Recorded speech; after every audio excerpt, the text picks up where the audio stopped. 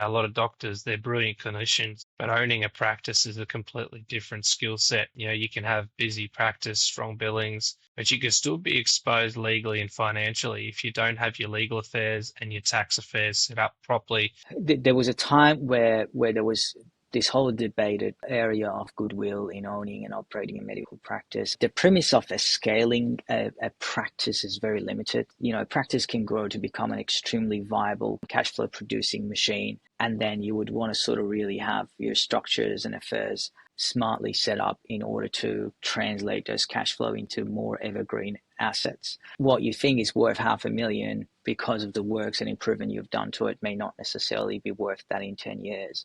What's your exit strategy? How do you manage risk? How do you manage other partners joining or you exiting as a key person into the clinic? I quite often see and review documents that look as if they've been sort of drafted on Microsoft 98 and never updated, these old sort of contractor agreements and so forth. And it's pretty clear to me that, the legal side and the compliance side is often neglected. You get caught working in the business, then on the business. And it's not because they don't care, it's because they don't necessarily realize it until it becomes a problem.